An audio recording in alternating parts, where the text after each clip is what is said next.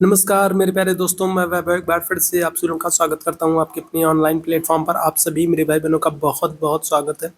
जल्दी से सारे लोग आ जाइए, फिर आज के सेशन की हम लोग शुरुआत करेंगे। और सीटेट दिसंबर 2025-26 एग्जाम को ध्यान में रखते हुए एनसीईआरटी हिस्ट्री की क्लास 6 के चैप्टर 2 और 3 से एमसीक्यूज को हम लोग करने वाले हैं। तो बहुत ही महत्वपूर्ण ये क्लास होने वाली है। और जितने मेरे भाई बहन जुड़ते चल रहे हैं, आप लोगों से निवेदन करूंगा, सेशन को एक बार आप लोग अपने अपने स्तर पर लाइक कर दीजिए, शेयर कर दीजिए, ताकि बाकी साथियों तक ये क्लास पहुंच सके, बाकी साथी भी जुड़ सकें। और जितने मेरे भाई बहन पहली बार चैनल पर हैं, या फिर जितने लोगों ने चैनल को सब्सक्राइब नहीं किया, तो आप लोगों से निवेदन करूंगा चैनल को सब्सक्राइब भी जरूर कर लीजिए। आज की क्लास में हम लोग सीटेट दिसंबर 2025-26 के एग्जाम को ध्यान में रखते हुए एनसीईआरटी हिस्ट्री की क्लास 6 की जो बुक है उसके चैप्टर नंबर 2 और 3 से एमसीक्यूज को करने वाले हैं। पिछली जो क्लास हुई थी वहां पर हम लोगों ने चैप्टर नंबर 1 से एमसीक्यूज को किया था। आज हम लोग चैप्टर नंबर 2 और 3 से एमसीक्यूज को करने वाले हैं। तो बहुत ही महत्वपूर्ण ये सेशन होने वाला है। उम्मीद है आप लोगों ने सेशन को लाइक, शेयर और सब्सक्राइब कर लिया होगा। तो चलिए शुरू करेंगे आज की क्लास को। पहले प्रश्न का आंसर करेंगे, प्रारंभिक मानव एक स्थान से दूसरे स्थान की यात्राएं क्यों किया करता था? तो भोजन की तलाश में, मवेशियों के लिए चारा ढूंढने के लिए, पानी की तलाश में, या फिर उपरोक्त सभी। तो पहले प्रश्न का आप लोगों को आंसर करना है। तो पिछले सेशन में भी हम लोगों ने इस प्रश्न के विषय में बात की थी कि जो प्रारंभिक मानव होता था, ठीक है, जो प्रारंभिक मानव होता था तो वो एक स्थान से दूसरे स्थान की यात्राएं किया करता था। और जो यात्रा किया करता था उसका उद्देश्य क्या होता था? तो कई बार तो देखिए लोग भोजन की तलाश में एक स्थान से दूसरे स्थान पर जो है भ्रमण किया करते थे। कई बार क्या होता था कि जो मानव है वो अपने मवेशियों के लिए चारा ढूंढने के लिए भी, अब एक ही स्थान पर अगर रहेंगे, एक ही स्थान पर लंबे समय से रहेंगे, तो वहाँ पर क्या होगा, तो वहाँ पर भोजन, चारा आदि चीज़ों की कमी हो जाएगी। तो उस कंडीशन में क्या होगा, उस स्थिति में जो मानव है वो एक स्थान से दूसरे स्थान की यात्राएं किया करते थे। इसके अलावा अगर हम लोग बात करें तो कई बार क्या होता था कि गर्मियों में नदियां, तालाब, झील ये सारी चीजें सूख जाती थी। तो उस कंडीशन में पानी की तलाश में भी मानव एक स्थान से दूसरे स्थान की यात्राएं किया करता था। मौसम के अनुसार भी जो है मानव जो है वो एक स्थान से दूसरे स्थान की यात्राएं किया करता था। जैसे अगर हम लोग बात करें ठंड के समय में, तो ठंड के समय में मानो जम्मू कश्मीर में है तो वहाँ बहुत अधिक ठंड पड़ेगी। तो ठंडियों के मौसम में क्या हो जाएगा, वो थोड़ा निचले इलाकों में आ जाएगा। और जब गर्मियाँ खूब पड़ेंगी तो वो क्या हो जाएगा, तो वो थोड़ा पहाड़ी इलाकों में चला जाएगा। तो इन सब चीज़ों में अगर हम लोग बात करें तो मौसम के अनुसार इन सब कारणों से मानव जो है वो एक स्थान से दूसरे स्थान की यात्राएं करता था। कई बार क्या होता था, कई बार अगर हम लोग बात करेंगे तो मानव व्यापार करने के उद्देश्य से भी एक स्थान से दूसरे स्थान की यात्राएं करता था। और क्या होता था, और कई बार तो लोग जागरूकतावश, ठीक है, नई चीज़ों, नई जगहों की खोज करने के उद्देश्य से भी एक स्थान से दूसरे स्थान की यात्राएं किया करते थे। तो यहाँ पर क्या हो जाएगा, यहाँ पर ऑप्शन संख्या आपका हो गया डी हो जाएगा, उपरोक्त सभी हो जाएगा। उपरोक्त सभी कारणों से मानव जो है वो एक स्थान से दूसरे स्थान की यात्राएं किया करता था। पहले प्रश्न का ऑप्शन संख्या डी यहाँ पर बिल्कुल करेक्ट हो जाएगा। ठीक है, चलिए दूसरे प्रश्न की तरफ चलेंगे। मानव पत्थर और लकड़ियों के औजारों का इस्तेमाल क्यों करता था? प्रारंभिक मानव की अगर हम लोग बात करेंगे तो जो प्रारंभिक मानव होता था वो औजारों का प्रयोग करता था, और जो उसके औजार होते थे वो पत्थरों के बने होते थे और लकड़ियों के बने होते थे।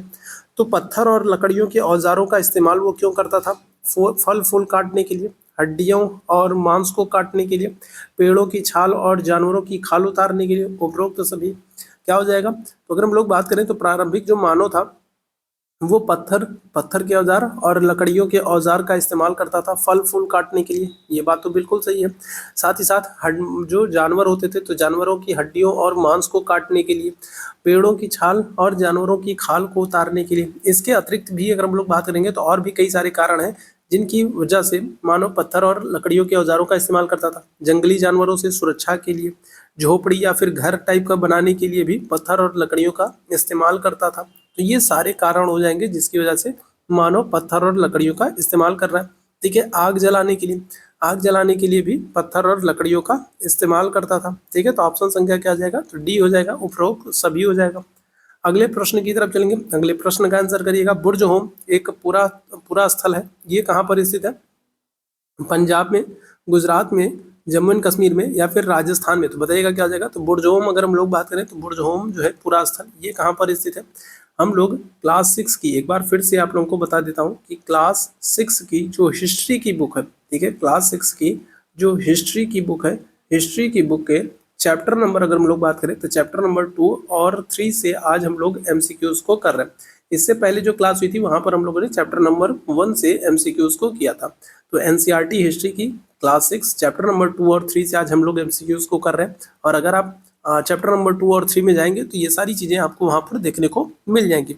तो बुर्ज होम एक पुरातात्विक स्थल, और ये कहाँ पर, तो ये आपको जम्मू एंड कश्मीर में देखने को मिल जाएगा। ऑप्शन संख्या क्या आ जाएगा, तो सी आंसर करेंगे। ठीक है, अगर आपसे पंजाब पूछा जाए तो पंजाब में आप क्या कहोगे, तो पंजाब में आप कहोगे पंजाब में रोपड़ है। ठीक है, पंजाब में कौन सा पूरा स्थल आपको देखने को मिलेगा, तो आप कहोगे पंजाब में आपको रोपड़ देखने को मिलेगा। ठीक है, रोपड़, पंजाब में आपको रोपड़ आपको देखने को मिल जाएगा। ठीक है, इसी तरीके से राजस्थान की अगर हम लोग बात करें तो राजस्थान में आपको कौन सा पूरा स्थल देखने को मिलेगा, तो आप कहोगे कालीबंगा। ठीक है, राजस्थान में कौन सा, तो राजस्थान में आपको कालीबंगा देखने को मिल जाएगा।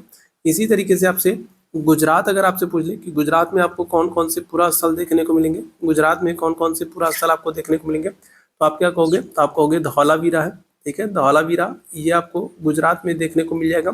साथ ही साथ आपको लोथल, लोथल भी आपको जो है गुजरात में देखने को मिल जाएगा।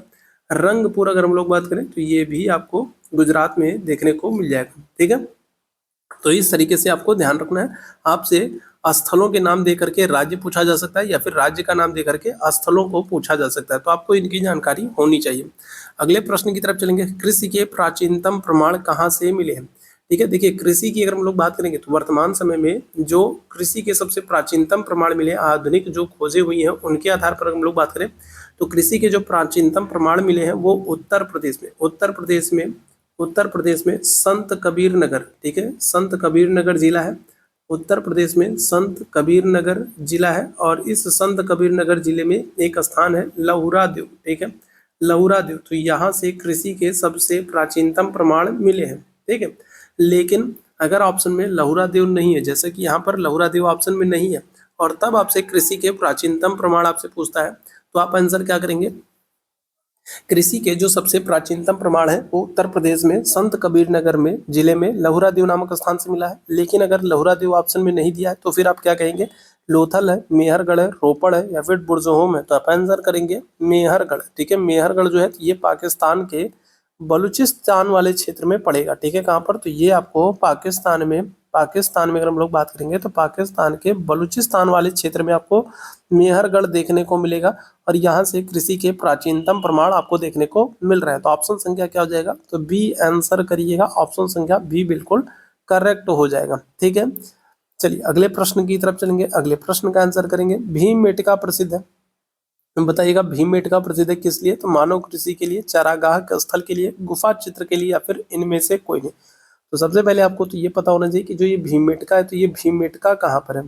ठीक है, आपसे ये भी प्रश्न बन सकता है कि भीमबेटका जो है तो ये किस राज्य में है, ये कहाँ पर है, तो आप क्या कहेंगे, तो भीमबेटका जो है तो ये आपको मध्य प्रदेश में देखने को मिलेगा। ठीक है, कहाँ पर, तो ये मध्य प्रदेश में रायसेन जिले में आपको देखने को मिलेगा। भीमबेटका जो है ये मध्य प्रदेश में आपको रायसेन जिले में देखने को मिलेगा। भीमबेटका मध्य प्रदेश में रायसेन जिले में देखने को मिलेगा।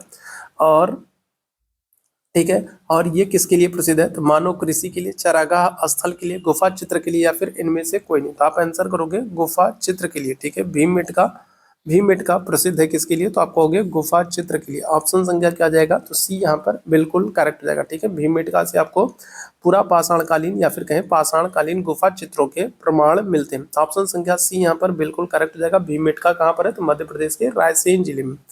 अगले प्रश्न की तरफ चलेंगे। मिलान करना है, एक तरफ आपको पुरातात्विक स्थलों के नाम दिए गए, दूसरी तरफ आपको राज्यों के नाम दिए गए, और आपको मिलान करना है।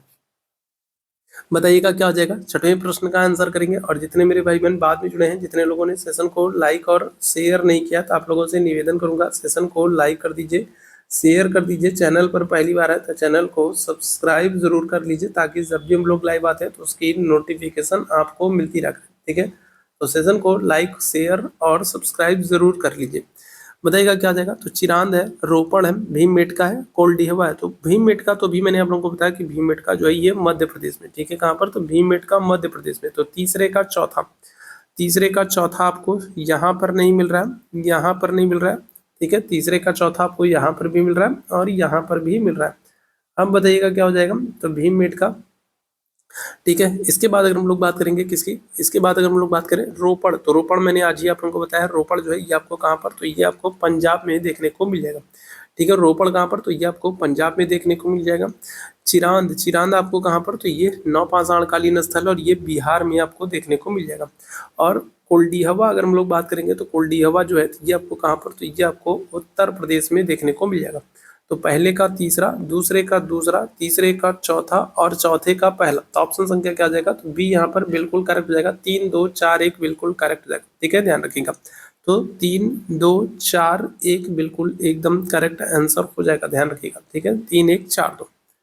ठीक है, चिरांद कहाँ पर, तो ये बिहार में आपको नवपाषाणकालीन स्थल देखने को मिलेगा। रोपड़ जो है ये पंजाब में देखने को मिलेगा, भीमबेटका मध्य प्रदेश में, और कोल्डिहवा उत्तर प्रदेश में। तो इस तरीके से आपको स्थलों के नाम याद होने चाहिए, कहाँ पर ये स्थल स्थित है तो ये भी पता होना चाहिए। चलिए अगले प्रश्न की तरफ चलेंगे। सीटेट में ये प्रश्न पूछा जा चुका है, सीटेट में ये प्रश्न पूछा जा चुका है और इस प्रश्न का आंसर करेंगे राख के टीले। ठीक है, राख के टीले या फिर राख के अवशेष कहाँ से प्राप्त होते हैं। राख के टीले या फिर कहेंगे राख के अवशेष कहाँ से प्राप्त होते हैं, तो इस प्रश्न का आंसर करेंगे। आज हम लोग NCERT class 6 NCERT chapter number 2 और 3 से क्वेश्चंस को कर रहे हैं। ठीक है, क्लास 6 की एनसीईआरटी हिस्ट्री की बुक के चैप्टर नंबर 2 और 3 से एमसीक्यूज को कर रहे हैं और इसी तरीके से हम लोग चैप्टर वाइज एमसीक्यूज को कंप्लीट करेंगे। तो राख के अवशेष कहाँ से प्राप्त हुए, बिंद की गुफाओं से, भीमबेटका से, कुरनूल की गुफा से, मेहरगढ़ से। बताइएगा क्या जाएगा। तो राख के टीले जो है ये आंध्र प्रदेश में कुरनूल की गुफाओं से प्राप्त हुए। ठीक है, कहाँ से, तो कुरनूल की गुफाओं से प्राप्त हुए। ठीक है, राख के अवशेष या फिर कहें राख के टीले जो है ये आपको कहाँ पर, तो ये कुरनूल की गुफाओं से प्राप्त हुए हैं और इससे अंदाजा लगाया जाता है कि मानव को आग की जानकारी हो चुकी थी। ठीक है, इससे अंदाजा लगाया जाता है कि मानव को आग की जानकारी हो चुकी थी, मानव आग से परिचित था। तो ऑप्शन संख्या क्या आ जाएगा, तो सी यहाँ पर बिल्कुल करेक्ट हो जाएगा।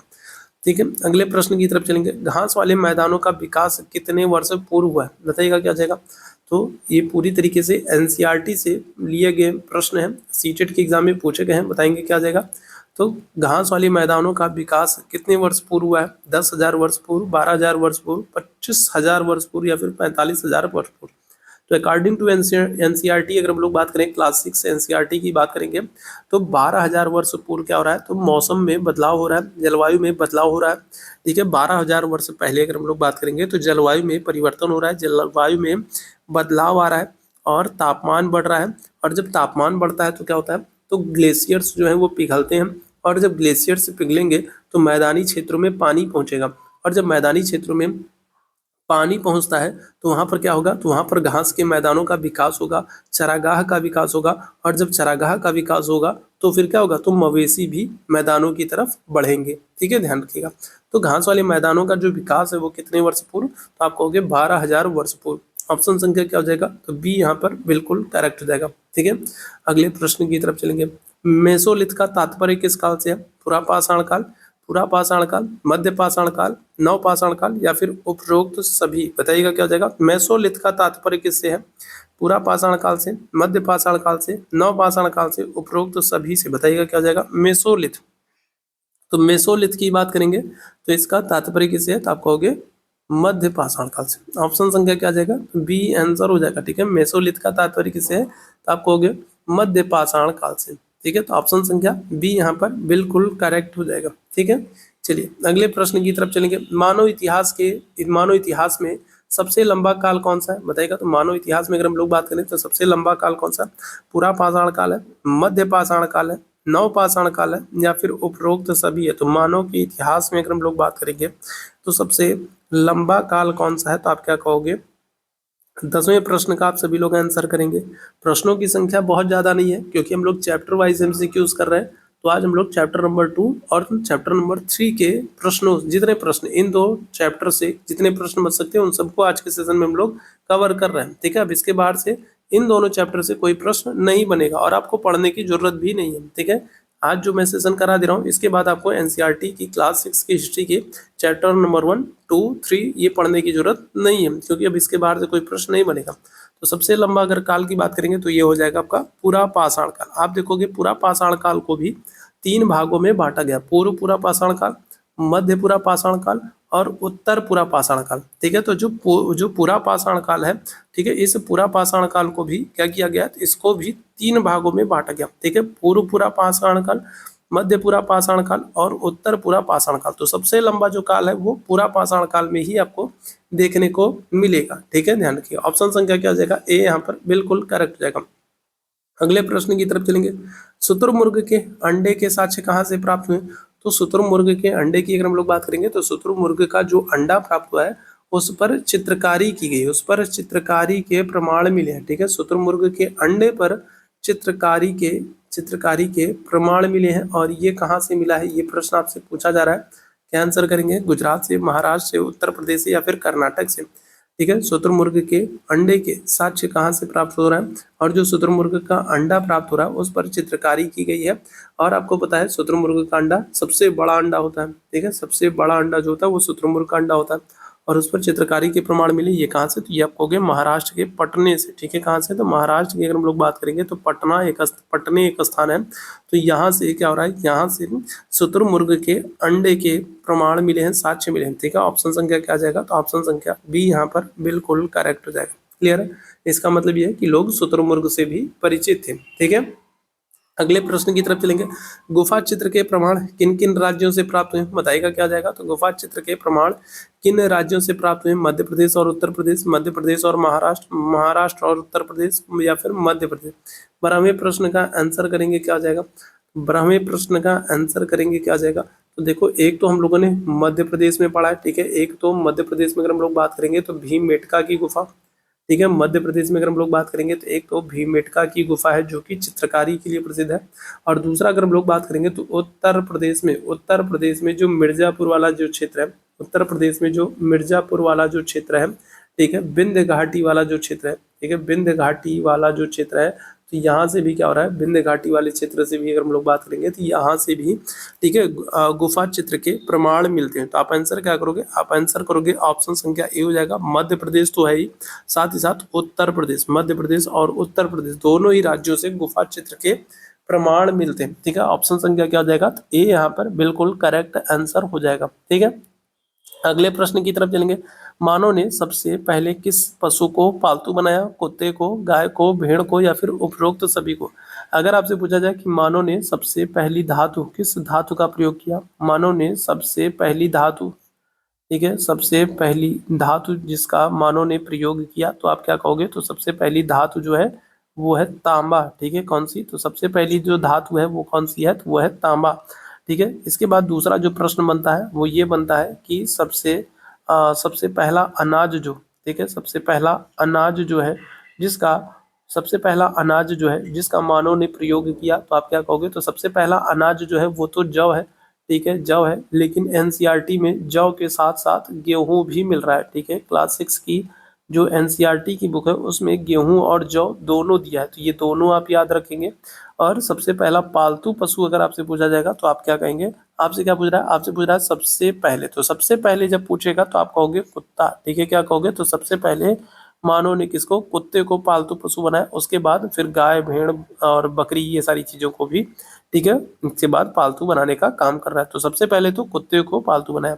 अगले प्रश्न की तरफ चलेंगे। मिलान करना है, एक बार फिर से मिलान करना है और नीचे कोट के आधार पर आपको आंसर देना है। बताइएगा क्या जाएगा? तो एक तरफ आपको जो पाषाणकालीन जो स्थल है उनके बारे में, उनके नाम दिया गया और दूसरी तरफ राज्य के विषय में दिया गया है। तो गुफा कराल है, हल्लूर है, महगढ़ा है और मेहरगढ़ है।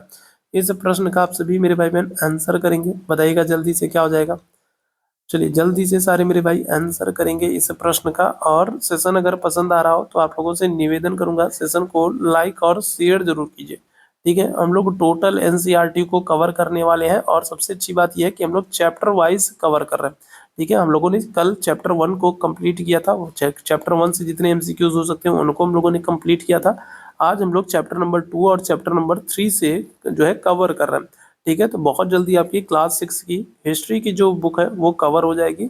इसके बाद हम लोग क्लास 6 की ज्योग्राफी और पॉलिटी की जो बुक है तो उसको भी हम लोग इसी तरीके से चैप्टर वाइज कवर करेंगे। ठीक है, ताकि चीज़ों को आप आसानी से कवर कर सकें।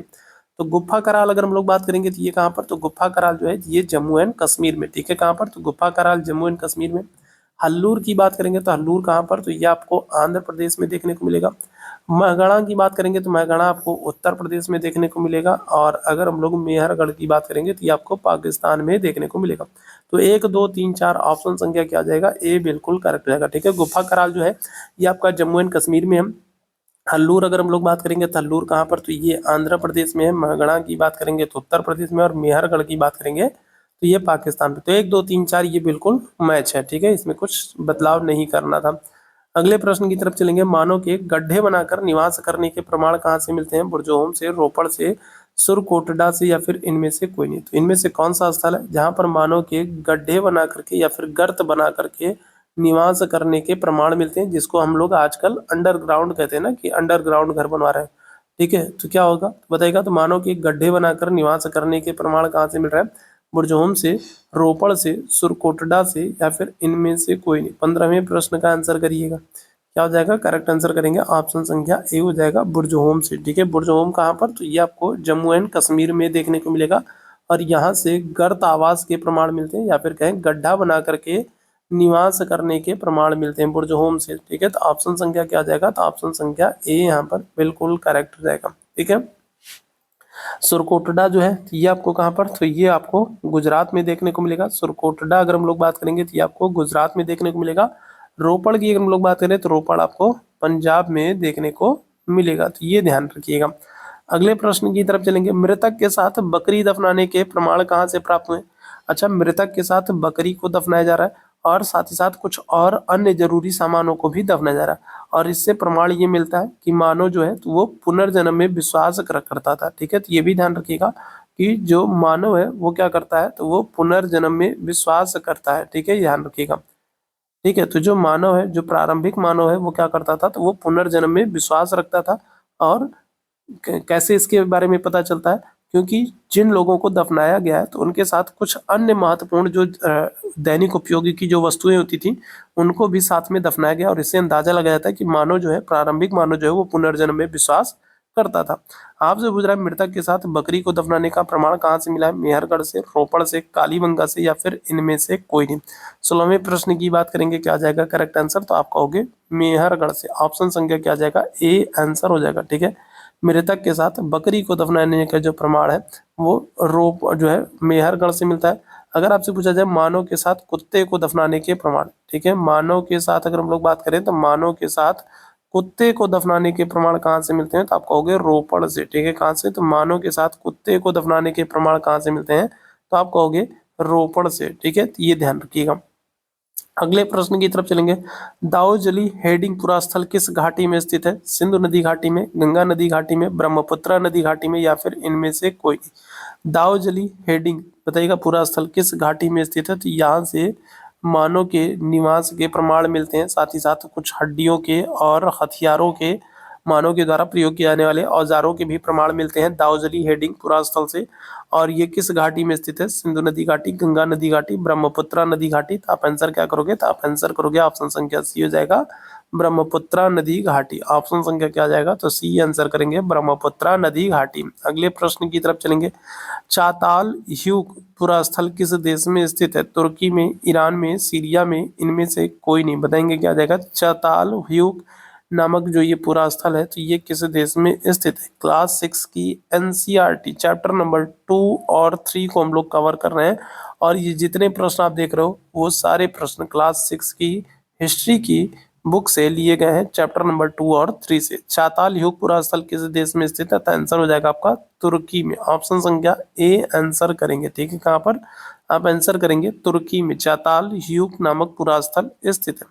अगले प्रश्न की तरफ चलेंगे। मिलान करना है, ठीक है, मिलान करना है। चकमक पत्थर, सीरिया, कौड़िया, भूमध्य सागर, सीपियां, लाल सागर, और यहाँ पर कोट के आधार पर आपको इन प्रश्नों का आंसर करना है। बताएंगे क्या हो जाएगा, मिलान करना। चलिए जल्दी से सारे मेरे भाई आंसर कर देंगे, क्या आ जाएगा, तो चकमक पत्थर है, कौड़िया है, सीपियां है, दूसरी तरफ अगर हम लोग बात करें तो सीरिया है, भूमध्य सागर और लाल सागर क्या हो जाएगा। तो देखो चकमक पत्थर की अगर हम लोग बात करेंगे तो चकमक पत्थर जो है ये सीरिया से मंगाए जाते हैं। ठीक है, कहाँ से, तो चकमक पत्थर की बात करेंगे तो ये सीरिया से मंगाए जाते हैं। कौड़ियों की बात करेंगे तो कौड़िया जो है तो ये आपके लाल सागर से, और सीपियों की बात करेंगे तो सीपियाँ जो है ये भूमध्य सागर से।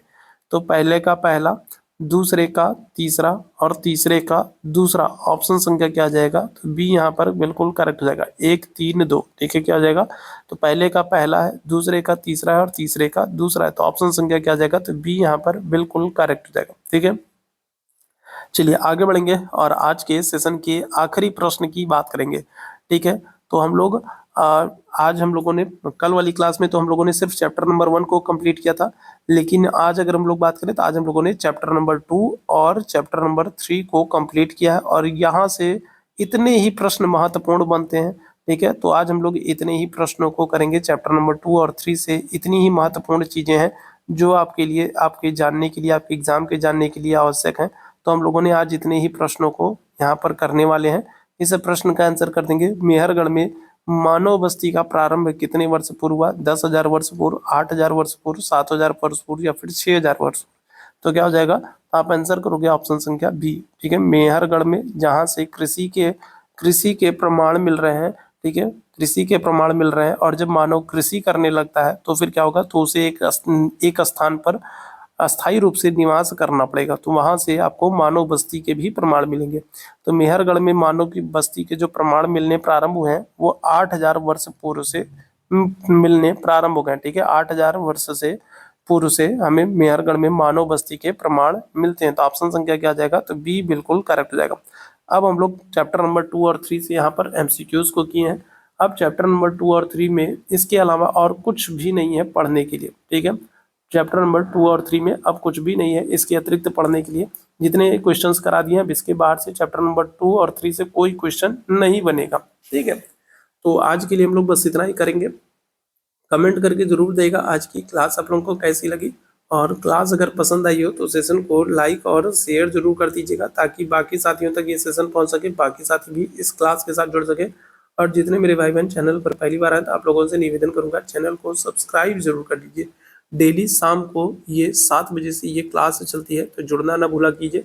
और अगर आपके कोई डाउट है, अगर आपको कोई डाउट है, कोई दिक्कत है, कोई समस्या है, तो आप इस व्हाट्सएप नंबर पर मैसेज करके जरूर पूछ सकते हैं। कोई दिक्कत, समस्या, परेशानी है, कोई डाउट है, तो फिर आप यहाँ पर पूछ सकते हैं। ठीक है, तो डेली शाम को 7 बजे से क्लास चलती है, तो जुड़ना ना भूला कीजिए। अभी के लिए हम लोग बस इतना ही करेंगे। अगली जो हमारी क्लास होगी वहाँ पर हम लोग चैप्टर नंबर 4 से एमसीक्यूज को करेंगे। ठीक है, सीटेट एनसीईआरटी की क्लास 6 हिस्ट्री की जो बुक है उसके चैप्टर नंबर 4 से हम लोग अगली क्लास में एमसीक्यूज को करेंगे। ठीक है, तो चलिए अभी के लिए बस इतना ही करते हैं। थैंक यू सो मच आप सभी मेरे अच्छे वाले भाई बहनों को मेरे साथ जुड़ने के लिए। Thank you so much.